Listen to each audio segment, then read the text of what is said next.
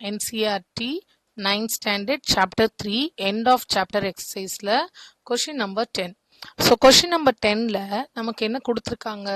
A rational number has a terminating decimal expansion whose last non-zero digit occurs in the fourth decimal place.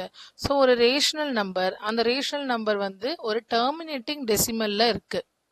So நம்ம அந்த rational number என்ன எடுத்துக்கலாம்? Question number 10க்கு let x be the rational number.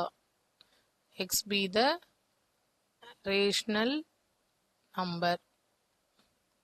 அடுத்தது it is a terminating decimal. terminating decimal அப்படின்னா என்ன? Decimal போயிட்டே இருக்காம அதோட நின்றுடுது அப்படின்னு அர்த்தம். அடுத்தது என்ன கொடுத்துருக்காங்க அப்படின்னா non-zero digit வந்து எங்க இருக்கு அப்படின்னா fourth decimal placeல இருக்கு அப்படின்னு சொல்லிட்டாங்க. அடுத்தது show that such a number can be written in the form p by 10 power 4. So இது ஒரு 4 decimal place இருக்கிற ஒரு நம்பர்னு கொடுத்துட்டாங்களா? அப்போ நான் எக்ஸ் அப்படின்றத எப்படி எடுக்கிறேன் அப்படின்னா ABCD அப்படின்னு எடுத்துக்கிறேன். ஸோ இது ஒரு டெசிமல் நம்பர்னு எடுக்கிறதுனால நம்ம என்ன எழுதணும்? x equal to 0.ABCD. நான் ஏன் ABCDன்னு எடுத்திருக்கேன்னா பர்டிகுலராக இதுதான் நம்பர்னு நமக்கு தெரியாது, அதனால ABCDன்னு எடுத்திருக்கோம் நம்ம. இதில் இந்த Dக்கு ஒரு கண்டிஷன் இருக்கு. D இஸ் நான் ஜீரோ. ஸோ D வந்து ஜீரோவாக இருக்க முடியாது. ஏன்னா D ஜீரோவாக இருந்தால் இது 3 டெசிமல் பிளேஸ் ஆகிடும். ABC மட்டும்தான் இருக்கும். அந்த 4th டெசிமல் நம்ம எடுக்கணும்னு அவசியம் இல்லை. அப்போ இதை நம்ம 3 டெசிமல் சொல்லுவோம். அது ஒரு பாயிண்ட்டு. ஸோ D நான் ஜீரோன்னு அவங்களே கொடுத்துட்டாங்க, கொஸ்டின்லேயே வந்து கொடுத்துட்டாங்க. நான் ஜீரோ டிஜிட் தான் 4th பிளேஸில் இருக்குது. அப்போ அது என்னவா இருக்கும்? 1லேருந்து 9 அது ஏதோ நம்பராக இருக்கும்.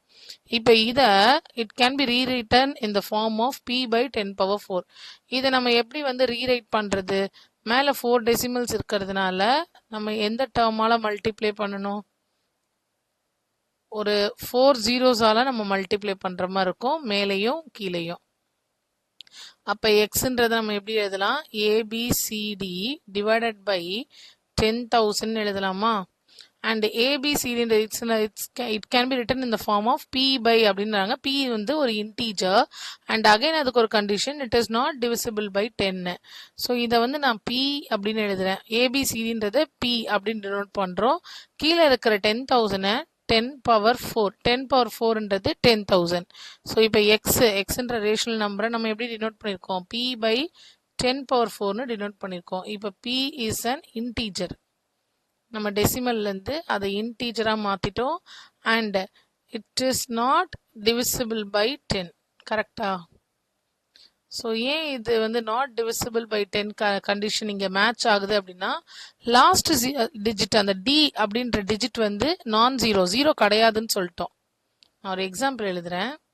இப்போது 0.2340 அப்படின்னா என்னோட லாஸ்ட் டிஜிட் 0 வந்துடும். அப்போ ஆப்வியஸாக அது 10ஆல் டிவைட் ஆகிடும். என்னோட condition not divisible by 10 satisfy பண்ணாது. அண்ட் இது நான் ஜீரோவையும் சாட்டிஸ்ஃபை பண்ணாது. அவங்க நான் ஜீரோன்னு சொன்னதுனால அது ஜீரோவாக இருக்க சான்ஸ் இல்லை. அப்போ அது 2 ஆவோ 3 ஆவோ 5 ஆவோ வேற ஏதோ வேல்யூவாக தான் இருக்கும். அப்போ அந்த P அப்படின்ற டேர்ம் வந்து நாட் டிவிசிபிள் பை 10ன்றதும் சாட்டிஸ்ஃபை ஆயிடுச்சு. ஓகே, இப்போ நெக்ஸ்ட் இது வந்து first condition. So first condition நமக்கு சாட்டிஸ்ஃபை ஆயிடுச்சா? P is an integer and it is not divisible by 10 அப்படின்னு வந்துருச்சு. செகண்ட் கண்டிஷன் என்ன? இந்த பார்ட் வரைக்கும் நம்ம இப்போ முடிச்சிட்டோம். Is it necessary that the denominator of this rational number when written in the lowest form is divisible by 2 power 4 or 5 power 4? So எப்பயுமே is it necessary அப்படின்னா எப்பயுமே இந்த denominator வந்து 2 power 4 or 5 power 4க்கு வந்து டிவைட் ஆகுமா? Lowest ஃபார்மில் எழுதினாலும் divide ஆனதுக்கு அப்புறமும் அது அதே டேர்மோட இருக்குமா அப்படின்றது கேட்டிருக்காங்க. நம்ம எக்ஸாம்பிளோட ப்ரூவ் பண்ணலாம். ஸோ இந்த டினாமினேட்டர் அவங்க கேட்டதே டினாமினேட்டர் தான் செக் பண்ணி சொல்லியிருக்காங்க. Is it necessary that denominator of this rational number, இப்போ நம்ம எழுதின ரேஷனல் நம்பரோட டினாமினேட்டரை லோவஸ்ட் ஃபார்மில் எழுதினதுக்கு அப்புறமும் is divisible by 2 power 4 or 5 power 4 அப்படின்னு செக் பண்ணணும். ஸோ டினாமினேட்டர் ஆஃப் இது செகண்ட் பார்ட் இது. So denominator of rational number என்னது 10 பவர் 4. இந்த 10 பவர் 4-ஐ லோவஸ்ட் ஃபார்மில் எழுதணும். ஸோ லோவஸ்ட் ஃபார்மில் எழுதணும்னா 10 நம்ம எப்படி எழுதலாம்? 2 into 5 எழுதலாமா? இப்போ 2 into 5 whole power 4. ஸோ அப்போ நமக்கு கிடைக்கிறது 2 power 4 into 5 power 4.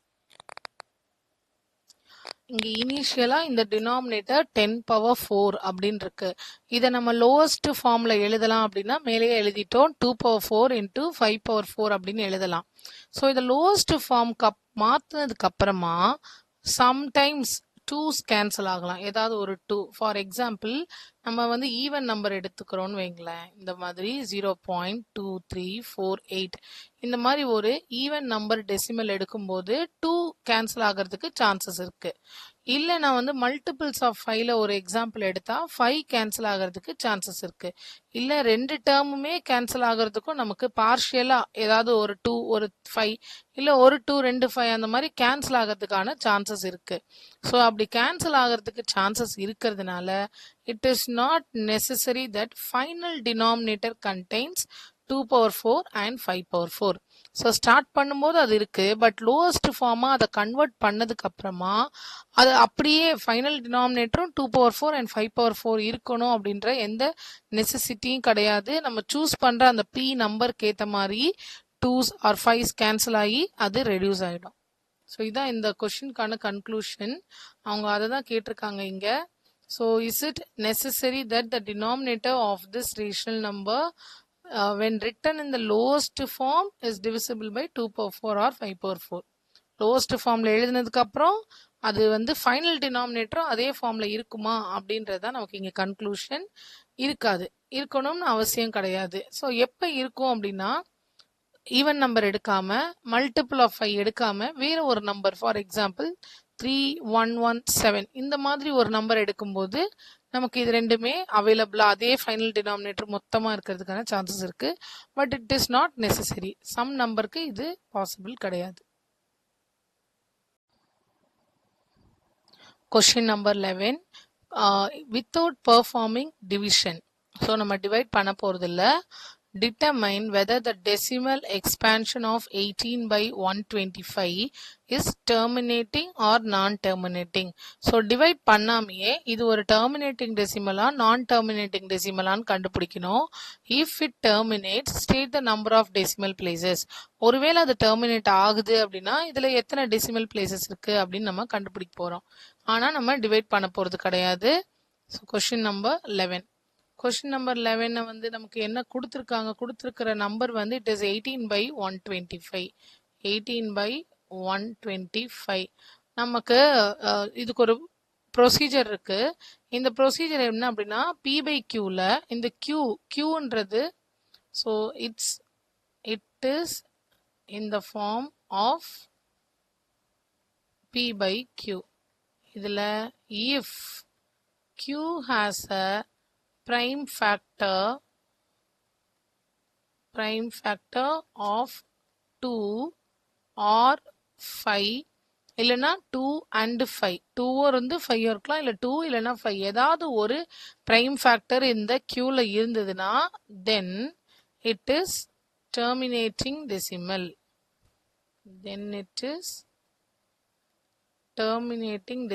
அப்படின்னு சொல்லலாம். இது டெர்மினேட் ஆயிடும் அப்படின்னு நம்மளால சொல்ல முடியும், டிவைட் பண்ணாமே சொல்ல முடியும். ஸோ 125 அப்படின்றத நம்ம எப்படி எழுதலாம்? 5 into 5 into 5 எழுதலாமா? It is 5 power 3.